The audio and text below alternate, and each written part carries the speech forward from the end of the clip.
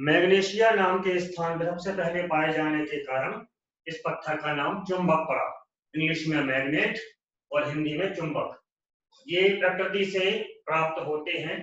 कुछ विशेष पत्थर होते हैं जो वास्तव में लोहे का ही एक रूप होता है। लोहे से ही चुंबक बनता है। अभी हम डिस्कस करेंगे आपसे कि कैसे बनता है। तो चुंबक वास्तव में लोहे का ही एक रूप है जो चार चीजों को अपनी तरफ आकर्षित करता है। एक लोहा, दूसरा निकेल, तीसरा क्रोमियम और चौथा कोबाल्ट। ये चार तत्वों को हम केवल अपने दैनिक जीवन में लोहे की ही वस्तुओं को देखते हैं, इसलिए हमें ये पता समझ में आता है कि चुंबक केवल लोहा आकर्षित करता है, जबकि वास्तव में चुंबक लोहा भी आकर्षित करता है, निकेल भी आकर्षित करता है, क्रोमियम भी और कोबाल्ट भी। ठीक है, ये चार चीजों को चुंबक आकर्षित करता है। तो ये जो चार चीजें हैं, लोहा, निकेल, क्रोमियम और कोबाल्ट, इन चारों को चुंबकीय पदार्थ कहते हैं। तो चुंबक की पहली विशेषता ये बन गई, नोट करते जाओ साथ में। चुंबक चुंबकीय पदार्थों, चुंबकीय पदार्थों मतलब लोहा, निकेल, क्रोमियम, कोबाल्ट को आकर्षित करता है।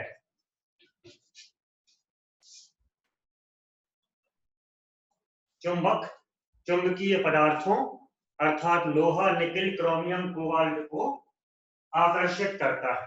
ये चुंबक की चाहे परिभाषा समझ लो और चाहे उसकी पहली विशेषता। ठीक, दूसरी विशेषता, यदि हम चुंबक को एक धागे के द्वारा लटकाते हैं तो वो हमेशा, ये मान लो कोई चुंबक है, इसको आपने लटकाया और आपने इसे ऐसे घुमा दिया और छोड़ा तो फिर से वो ऐसा हो जाएगा। फिर आपने इसको ऐसे घुमा दिया और फिर छोड़ा, फिर वो ऐसे हो जाएगा। मतलब किसी भी कंडीशन में आप इसे घुमा के रखो, वो हमेशा उत्तर और दक्षिण दिशा को ही प्रदर्शित करेगा। तो चुंबक का एक ध्रुव उत्तर दिशा को व्यक्त करता है और दूसरा ध्रुव दक्षिण दिशा को व्यक्त करता है। दूसरी विशेषता, स्वतंत्रता पूर्वक लटकाने पर चुंबक उत्तर और दक्षिण दिशा को व्यक्त करता है। यदि हम इसको लटकाएं फ्रीली, एक धागे के द्वारा हम इसको लटकाएं, तो वो हमेशा एक सिरा उत्तर में रहेगा और एक दक्षिण में रहेगा। क्यों रहेगा हम समझेंगे आगे, हम डिस्कस करेंगे उसके बारे में, सब कुछ मिलेगा, तो धैर्य रखें। आगे इसी चैप्टर में कुछ आगे प्रश्न जब हम पढ़ेंगे तो वहां पे हम आपको ये बताएंगे कैसे क्यों रुकता है, पश्चिम पूर्व में क्यों नहीं रुक जाता। ठीक है, फिलहाल हम इसको नोट कर लेते हैं कि इसका एक सिरा उत्तर में और इसमें रहता है, क्यों रहता है आगे पढ़ेंगे। तीसरा, चुंबक वास्तव में लोहे का ही एक रूप होता है। देखो लोहा जो होता है, ये है लोहे का टुकड़ा। इस लोहे के टुकड़े के अंदर भी जो लोहे के अणु होते हैं, ये लोहे के अणुओं में भी एक N होता है और एक S होता है। मतलब चुंबकीय अणु लोहे के अंदर भी उपस्थित होते हैं। ये दूसरा अणु, ये उसका S, ये N, ये तीसरा अणु, ये चौथा अणु, ये पांचवा, ये छठवां, ऐसे इसमें अरबों अणु होते हैं। तो सामान्य लोहे के टुकड़ों में भी चुंबकीय गुण उपस्थित होते हैं, मतलब चुंबकीय अणु उपस्थित होते हैं। लेकिन ये अणु कैसे होते हैं, ये अव्यवस्थित होते हैं। अव्यवस्थित का मतलब N S से जुड़ा है, फिर ये S से जुड़ा है, ये मतलब ये ऐसे बंद आकृतियों में जुड़े हुए हैं, इसलिए लोहा चुंबक की भांति व्यवहार नहीं करता। ठीक है, सामान्य लोहे की अवस्था में चुंबकीय अणु होते हैं, लेकिन वो बंद आकृतियां बनाए रहते हैं अव्यवस्थित रहते हैं, इसलिए वो चुंबकीय गुण प्रदर्शित नहीं करता। लेकिन यदि हम किसी विधि के द्वारा मतलब कौन सी विधि के द्वारा, मान लीजिए ये हमारे हाथ में एक चुंबक है और ये इस चुंबक का एंड ध्रुव है, ये ऊपर वाला एंड ध्रुव है। अब हमने इस एंड ध्रुव को लोहे पर रखा यहां, तो इसके पास कौन आकर्षित हो जाएगा, क्योंकि ये एंड ध्रुव है इसलिए ये एस इसके पास यहां आ जाएगा आकर्षण के कारण। तो ये हमने ऐसे एंड ध्रुव को रखा और रगड़ते हुए यहां तक ले गए और हटा लिया, तो अपने साथ साथ ये एस ध्रुव भी जो यहाँ था वो खिंच के यहाँ आया और चुंबक के साथ साथ पहुंच के यहाँ आ गया, ये एस यहाँ जम गया। ठीक है, फिर से हमने चुंबक को पकड़ा, फिर से यहाँ रखा, तो एक दूसरा एस इसके पास आ गया, फिर हम इसको रगड़ते हुए ले गए और यहाँ जाके हटा लिया, तो यहाँ पे एक और एस जम गया। ऐसे हमने करोड़ों बार किया लोहे पर। तो ये लोहे के जो अणु पहले अव्यवस्थित थे, अब हमारे चुंबक रगड़ने के कारण इसकी कंडीशन क्या बन गई, इसको हमने बार बार ऐसे रगड़ा और यहाँ सभी एस इकट्ठे हो गए और यहाँ सभी एन इकट्ठे हो गए, ये सभी चुंबक के अणु ऐसे जम गए।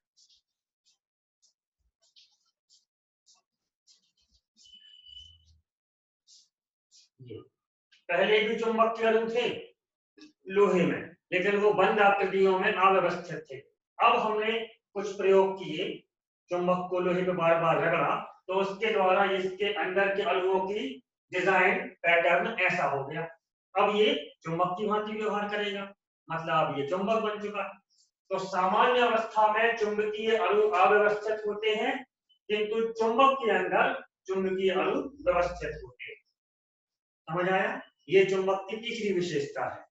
जब भी हम चुंबक के अणुओं को व्यवस्थित कर देंगे, एक लाइन से जमा देंगे कि एन एन इकट्ठे हो जाए, ऐसे इकट्ठे हो जाए, तो वो चीज चुंबक बन जाएगी।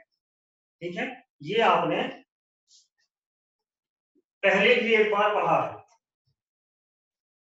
कि चालक के अंदर इलेक्ट्रॉन अनियमित गति करते रहते हैं। थोड़ा याद करने की कोशिश करो, आपने ये पढ़ा है विद्युत धारा वाले चैप्टर में। किसी भी चालक के अंदर इलेक्ट्रॉन कोई यहाँ जाता है, कोई यहाँ, कोई यहाँ, कोई यहाँ, कोई यहाँ, कोई यहाँ, कोई यहाँ, ऐसे अनियमित गति करते रहते हैं। इसका मतलब विद्युत धारा प्रवाह नहीं हो रहा है।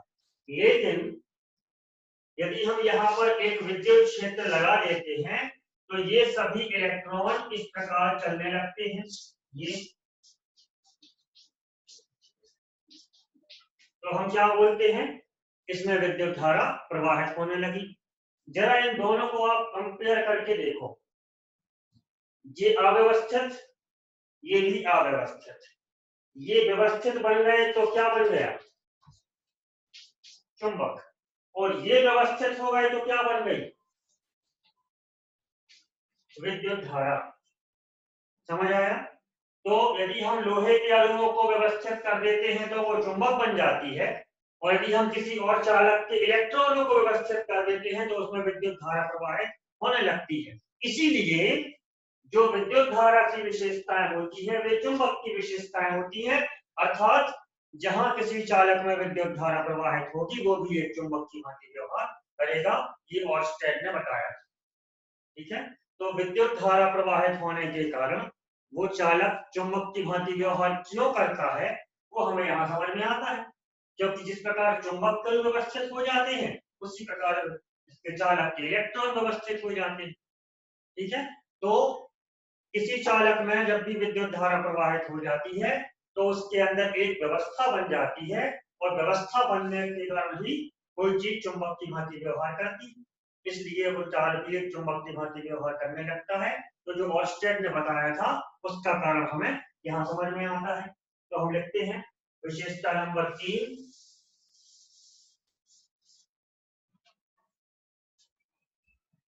सामान्य लोहे के टुकड़े में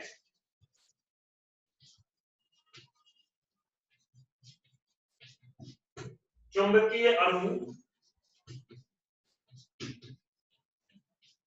अव्यवस्थित होते हैं।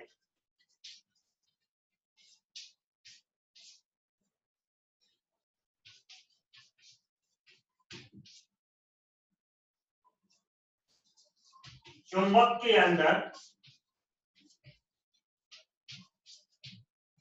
चुंबकीय अणु निश्चित क्रम में व्यवस्थित होते हैं।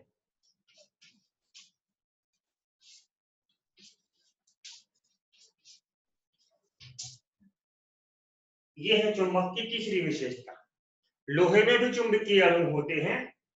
वो लोहे के चुंबकीय अणु किसी काम में नहीं आते, क्योंकि वो किसी क्रम में जमे नहीं होते, बल्कि अव्यवस्थित रूप से उल्टे सीधे बंद आकृतियों में जमे होते हैं, तो वो किसी काम में नहीं आते। काम में कब आएंगे? जब वो निश्चित क्रम में जम जाए। जैसे चुंबक के अणु होते हैं, वो एक लाइन से ऐसे जमे होते हैं, इसलिए उसको उसमें चुंबक गुण दिखाई देते। तो किसी भी लोहे के अणुओं को यदि आप किसी विधि के भी द्वारा एक लाइन से जमा सको, तो वो लोहे का पीस चुंबक बन जाएगा। उल्टा कर दीजिए, अगर किसी चुंबक के जो अणु क्रम से जमे हैं, यदि आपने उस व्यवस्था को बिगाड़ दिया, तो वो चुंबक फिर से क्या बन जाएगा? लोहा बन जाएगा। ठीक है, मतलब चुंबकत्व नष्ट भी होता है, चुंबकत्व का विनाश भी होता है। चुंबकत्व का विनाश करने का मतलब क्या है? उस चुंबक के अणुओं की व्यवस्था को डिस्टर्ब कर दो। तो डिस्टर्ब कैसे होगा? तो चुंबक को हम जोर से पीट दें या चुंबक को गर्म कर दें। ठीक है, इन सब कारणों से उसकी व्यवस्था गड़बड़ हो जाती है। चौथी विशेषता बन जाती है, चुंबक को पीटने, पटकने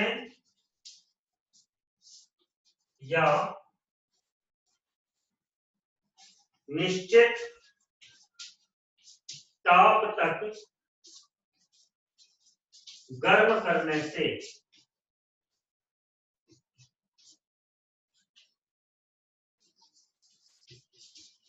चुंबकत्व का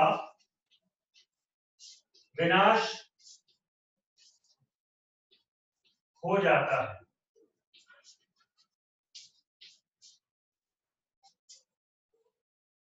चुंबक को पीट देंगे तो उसके अणु यहां वहां अव्यवस्थित हो जाएंगे। चुंबक को पटकेंगे जोर से तो भी उसके अणु यहां वहां अव्यवस्थित हो जाएंगे। और यदि हम चुंबक को निश्चित ताप तक गर्म करेंगे कि आप थोड़ा गर्म किया और नष्ट हो गया, ऐसा नहीं होता। उसको एक निश्चित ताप तक गर्म करना होता है। जब वो उस ताप तक गर्म हो जाएगा, किसी भी ताप तक हो सकता है, लोहे का बना हुआ चुंबक के लिए कुछ और ताप होगा, क्रोमियम के चुंबक में कुछ और ताप तक गर्म होता होगा। ठीक है, तो अलग अलग ताप होते हैं। तो उस ताप तक जब वो गर्म हो जाएगा, तो उसके सभी अणु अव्यवस्थित होकर यहाँ वहां चलने लगेंगे और चुंबकत्व का विनाश हो जाएगा। मतलब फिर से वो चुंबक एक लोहा बन जाएगा। और विशेषताएं भी होती है चुंबक की, बाकी सब लोग आप लोग कई लोग जानते हैं। जैसे पिछले अध्याय में आप चर्चा की थी कि इस चुंबक को यदि हम लोहे के पाउडर में रखें, तो हम ये देखते हैं कि यहाँ पे ज्यादा लोहा इकट्ठा होता है और यहाँ पे ज्यादा लोहा इकट्ठा होता है, जबकि मध्य भाग में लोहे की मात्रा कम होती है। इसका मतलब किनारों पर ऐसे पोर्शन पाए जाते हैं, ऐसे भाग पाए जाते हैं जहां चुंबकत्व अधिक होता है। चुंबकत्व मतलब लोहा खींचने की क्षमता अधिक होती है। तो इसमें हम एक विशेषता बना सकते हैं, चुंबक के दो ध्रुव होते हैं,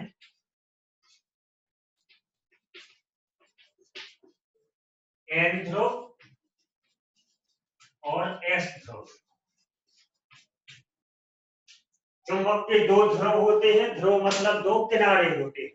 ये किनारे को एन ध्रुव कहेंगे, ये किनारे को एस, क्योंकि जब हम इसको लटकाते हैं, विशेषता नंबर 2, तो ये वाला किनारा उत्तर दिशा में होता है और ये दक्षिण दिशा में होता है। इसलिए हमने कहा कि ये उत्तर है मतलब नॉर्थ, तो एन है, और दक्षिण है मतलब साउथ, तो एस है। तो इसके दो ध्रुव होते हैं, एन और एस। ठीक है, अब इन ध्रुवों में कुछ क्षमता होती है।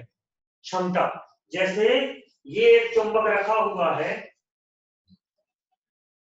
इस चुंबक का जो एस ध्रुव है इसके पास हमने एक अल्पिन रखी और ये इस अल्पिन को खींच लेता है।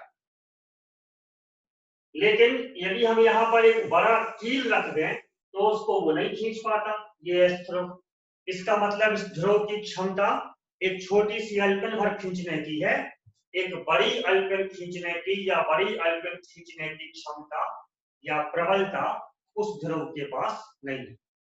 ठीक है, एक और हम चुंबक लेके आए बड़ा वाला, इसके एस ध्रुव के पास हमने एक बड़ी कील रखी तो उसने खींच ली।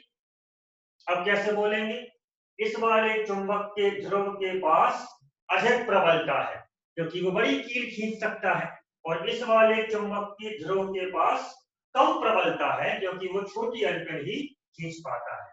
तो ध्रुव कितना बड़ा लोहे का पीस खींच सकता है इसको उसकी प्रबलता कहते हैं, ध्रुव की प्रबलता, ध्रुव प्रबलता। ठीक है, तो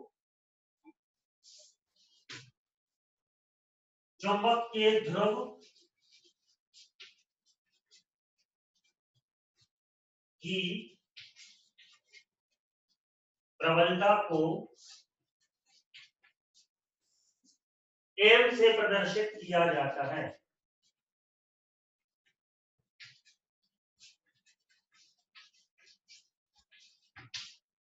छोटा एम अलग अलग पुस्तकों में अलग अलग अक्षर से व्यक्त किए गए हैं, ये केवल हमारा एक तरीका होता है कि हम कौन से अक्षर से व्यक्त कर रहे हैं, ऐसा कुछ नहीं है। किसी पुस्तक में इसको आई से प्रदर्शित किया गया है, किसी पुस्तक में इसको एम से प्रदर्शित किया गया है, वो उस मैटर नहीं करता वो बात कि हम कौन से अक्षर से व्यक्त कर रहे हैं, बस एक बार डिसाइड कर लिया तो उसी अक्षर से व्यक्त करना है। तो ये समझ में आ गया होगा ध्रुव की प्रबलता क्या होती है। ध्रुव की, जैसे अपन कहते हैं ना कि इस व्यक्ति में कम शक्ति है उसमें ज्यादा शक्ति है, ठीक है, क्योंकि वो 100 किलो का वजन उठा लेता है और ये 60 किलो भी नहीं उठा पाता, तो जो 100 किलो का उठा लेगा वो ज्यादा शक्तिशाली है, उसकी प्रबलता ज्यादा है, और जो व्यक्ति 60 किलो भी नहीं उठा पा रहा है उसकी शक्ति कम है, उसकी प्रबलता कम है। उसी प्रकार से ये वाली चुंबक केवल एक छोटी अल्पिन को ही खींच पा रही है, तो इसको हम क्या बोलेंगे, इसके ध्रुव प्रबलता कम है। और ये अल्पिन, ये चुंबक एक बड़ी कील को भी खींच सकता है, तो हम क्या बोलेंगे, इसकी ध्रुव प्रबलता ज्यादा है।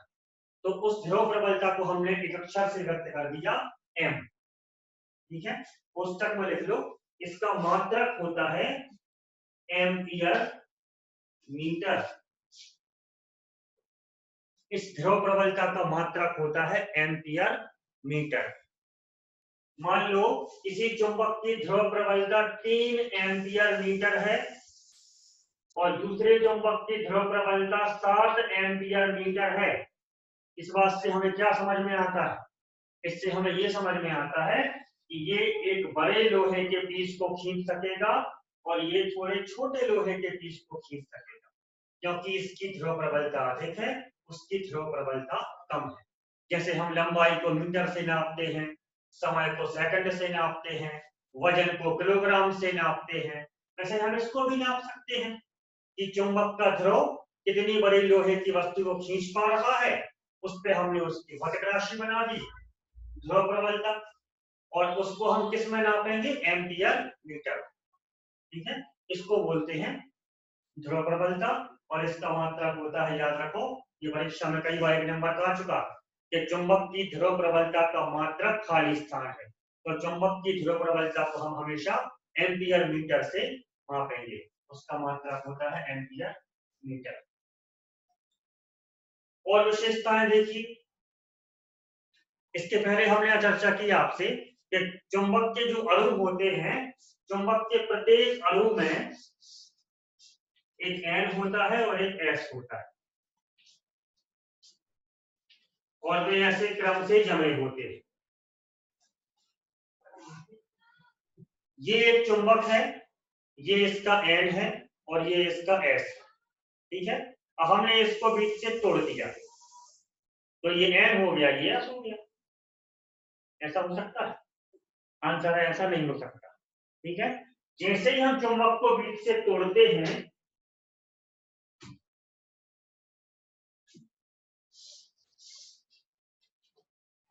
जैसे हमने इसको यहाँ से तोड़ा, तुरंत इसने अपना यहाँ पे एस बना लिया, इसने अपना यहाँ पे एन बना लिया। ठीक है, जैसे हमने इसको तोड़ा, इसने अपना यहाँ एस बना लिया, इस एस ने अपना यहाँ एन बना लिया। तो चुंबक के आप कितने ही छोटे छोटे पीस क्यों ना कर दो, कभी भी आपको केवल एन ध्रुव या केवल एस ध्रुव नहीं मिल सकता, क्योंकि इसके हर एक अणु में ही एक एन और एक एस है। चुंबक के हर अणु में एक एन और एक एस है। यदि आप अणु भी निकाल लो, इतना छोटा पीस भी कर दो कि अणु के बराबर हो जाए, तब भी उसमें एक एन और एक एस रहेगा। ठीक है, कभी भी आप उसको अलग अलग नहीं कर सकते कि हमने एन ध्रुव प्राप्त कर लिया या एस ध्रुव प्राप्त कर लिया। पहले अध्याय में हम देखते थे, मान लो यहाँ पर प्लस क्यू आवेश रखा हुआ है, तो वो पॉसिबल था कि प्लस क्यू आवेश आप कहीं भी रख सकते हो।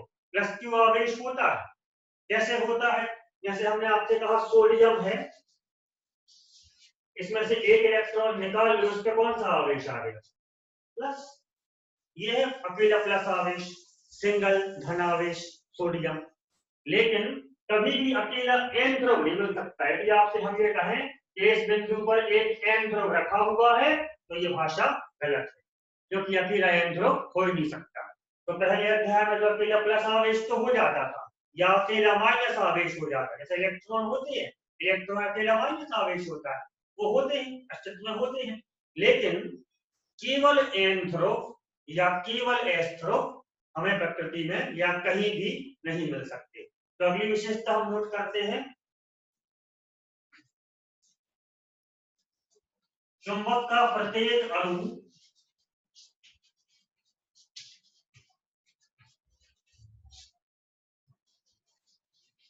स्वयं में एक पूर्ण चुंबक होता है।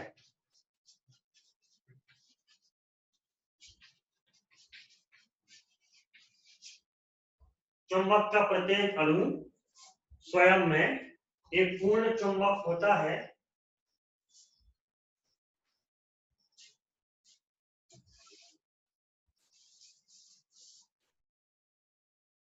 स्वतंत्र एन या एस, स्वतंत्र एन या एस ध्रुव प्राप्त नहीं होते।